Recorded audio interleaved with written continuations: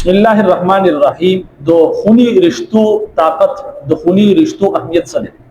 نن په دې باندې خبره کو او یو عجیب واقعا زنه تاسو سره ذکر کول غواړم ځکه چې نن سبا کې موږ وګورو زموږ په معاشره کې زموږ چې قریب رشتې دي خونی رشتې دي په هغه کې درالونه پیدا شوي دي په هغه کې ډېر زیات چې کوم دي فاصله پیدا شوي دي نن سبا کې هغه خونی رشتہ چې هغه د انسان طاقت وي هغه د انسان پاور وي لیکن بدقسمتي دغه دا چې دغه رشتې منګه خپل جګم دې بربادي کړل دا رښتې جګم دې موږ خپل کمزوري کړل بهر حال په دې حواله سره تاسو مخه دا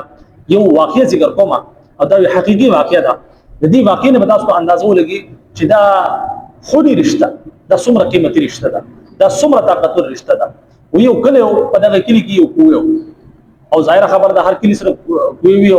مخکې موجود نه سبا کې هو پیپونه لګیدل لیکن و سوم په کلو کې دا کوي موجود وي دا کوي ډیر زیات ډوب او یو ټیم دا سره چې په دغه کوي کې با چا هم ډول کته کو نو وبورا پر او مسول لپاره هغه چې کوم کته لاړ نو هغه ډول پتی پاتې شو او صرف چې خالی رسیب مراد دا کلی ولا پریشان شي چې بای په دې کوي کې دنه څه شه دي چې کته جګم دی هغه رسیب مېس کې کټکی او ډول کته پاتې کیږي او خالی رسیب جګم دی هغه بر راځي خلک پریشان شي او بیا کلی والا دا اعلان وکړي چې په دې حواله سره چا هم موږ ته اطلاع راکړه چې بای دا فلانه شه دي یعنی په دې کوي کې دنه دا څه شه دي په دې حواله سره چې چا هم اطلاع راکړه هغه به موږ انعام ورکړو بهر حال په دې حواله سره به یو ځوان راغی هغه چې بای ز تاسو نه څه قسم له انعام نه غواړم زدي کوي ته کوزيګه مکه زما او چې کوم رسیږي تاسو ما کوزوي نو زما شرط دغه چې دې کې به زما رور هم په دغه رسینی ولو کې شامل وي په دغه صورت نو کلی والا لاړو د هغه رور ته وازو د هغه رور چې دې هغه په دغه کې شامل شو بهر حال دې چې کته تیرو تلار او چې وکړو دلته کې یو بندر یعنی یو شادو ناشته هغه چې دې ظاهر خبره دغه کار بدل شادو کو نو دوی جد سره زفسو کو نو بهر حال دې راولګي د جیب کې چې دې ګوړاو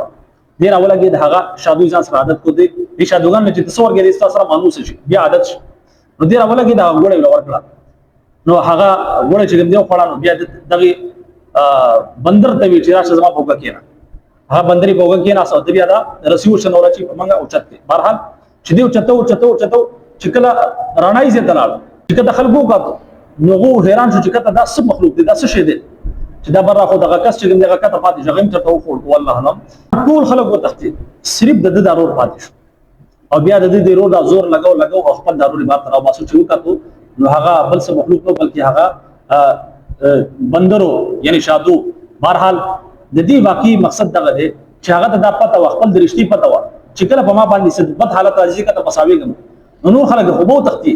لیکن زما چې کوم خوني رشتہ ده زما رور دی د ما چې هم داسې نه پریدي نو بهر حال پکار دغه چې موږ خپل د دې خوني رشتو چې کوم د قدر وګو کچري په انسان باندې بد راځي